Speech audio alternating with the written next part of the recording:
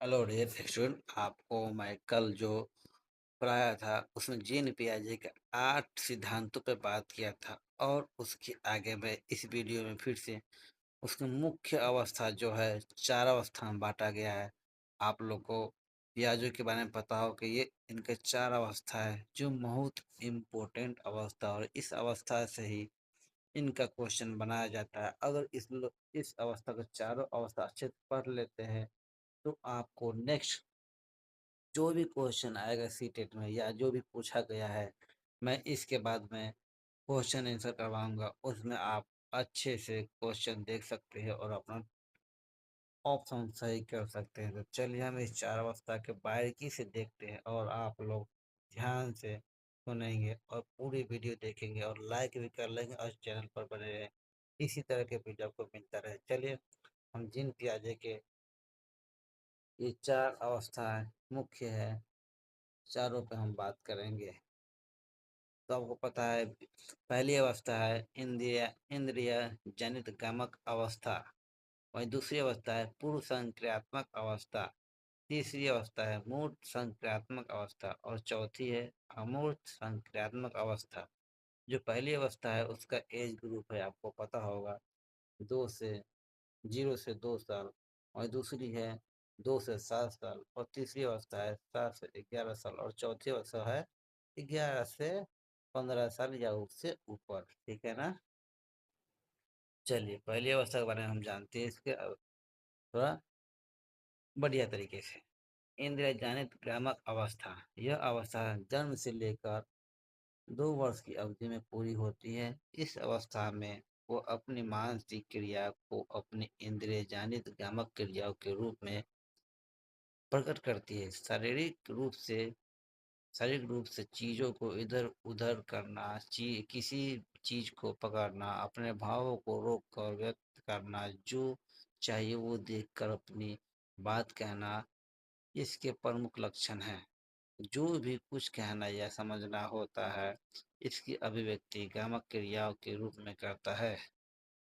वस्तु का अस्तित्व तब तक होता है जब तक वह उसके सामने रहती है, परंतु 2 वर्ष की समाप्ति होते ही वह उन वस्तुओं को प्रति की अनुक्रिया करना प्रारंभ कर देता है जो सीधे दृष्टि गोचर नहीं होती है। 3-4 महीने तक वस्तु अपने सामने से हटाने पर उनका वह अस्तित्व समाप्त हो जाता है, परंतु अब उनका चिंतन अधिक वास्तविक हो जाता है। वस्तु सामने न होने पर भी उसकी अस्तित्व बना रहता है। इसे ही वास्तविक स्थायित्व का गुण कहा जाता है। तो ये पहली इंद्रियगामिक अवस्था का है। वही दूसरी अवस्था में देख लेते हैं, पूर्व संक्रियात्मक अवस्था। इसमें क्या कहा जाता है, तो ध्यान से सुनिएगा आप लोग। संज्ञानात्मक विकास की वह अवस्था जो 2 से 7 साल तक होती है। इसमें भाषा के विकास ठीक प्रकार से प्रारंभ हो जाती है, यानी कि 2 से 7 साल में भाषा के विकास प्रारंभ हो जाती है, यानी चालू हो सीखना अच्छी तरीका से। अभिव्यक्ति का माध्यम भाषा बन जाती है। गामक क्रिया नहीं संप्रत्यय निर्माण करने लगता है, वस्तुओं को पहचानना विभेद करना लगता है। कोई बच्चा जब 2 से 7 साल के बीच होता है तो देखिए कि उसको अंतर पैदा कर लेता है कि ये आम है, ये इमली है, कोई भी उसको पहचानने लगता है। परंतु 5 वर्ष तक उनकी संप्रदाय निर्माण अधूरा व दोषपूर्ण ही होती है। इस अवस्था को प्रारंभ में नहीं, परंतु समाप्त होते होते वह सजीव निर्जीव में भेद करने लगता है। ठीक है ना। लकड़ी है, पेड़ है, ये सजीव है निर्जीव, में वो अपना अंतर पैदा करने लगता है। तो इसके 2 कारण अवस्था मुख्य दोष है, जीववाद और आत्म केंद्रित। जीववाद किसे कहते हैं?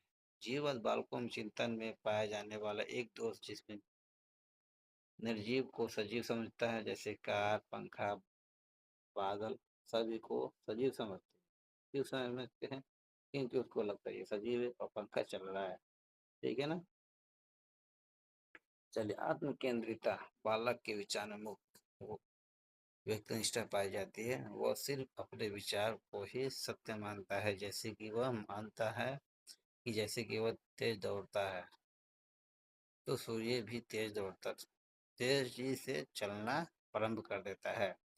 ये दोनों दोष 2-4 की अवधि में पाए जाते हैं। 4 से 7 वर्ष में बालक अपना चिंतन व तर्क में पहले से अधिक परिपक्व हो जाता है, परंतु इस चिंतन में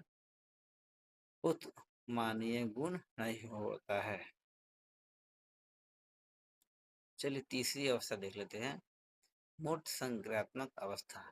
यह अवस्था जो होती है 7 से 11 वर्ष तक होती है। इसमें बालक ठोस वस्तु को आधार पर आसानी से मानसिक क्रिया करने, समस्या का समाधान करना, वस्तुओं को पहचानना, विविधि करना, वर्गीकरण द्वारा समझना सीख जाता है, परंतु उनका समस्या समाधान अमूर्त आधार पर नहीं होता है। स्थूल या मूर्त ही होती है।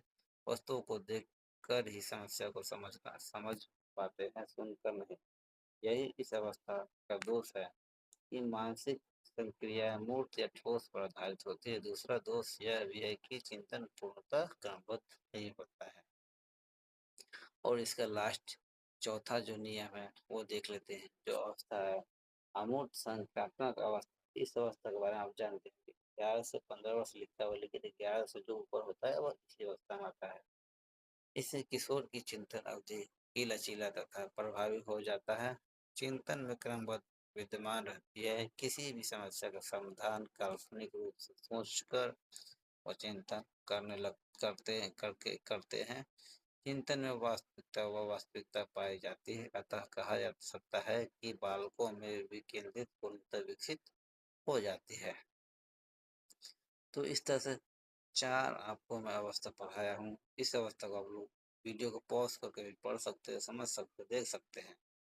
मैं इसके बाद जो पियाजे के खत्म होने के बाद लेवाइगोस्की और कोहलबर्ग के नियम बताने वाला, उसके बाद इस वैज्ञानिक के आधार पर मैं क्वेश्चन कराऊंगा, जो आप लोग उस पर टिक मार सकते हैं और अच्छे से और समझ सकते हैं। तो अच्छे से तैयारी कर लीजिए, मैं आपको क्वेश्चन में फिर पूछूंगा इसके आधार पर।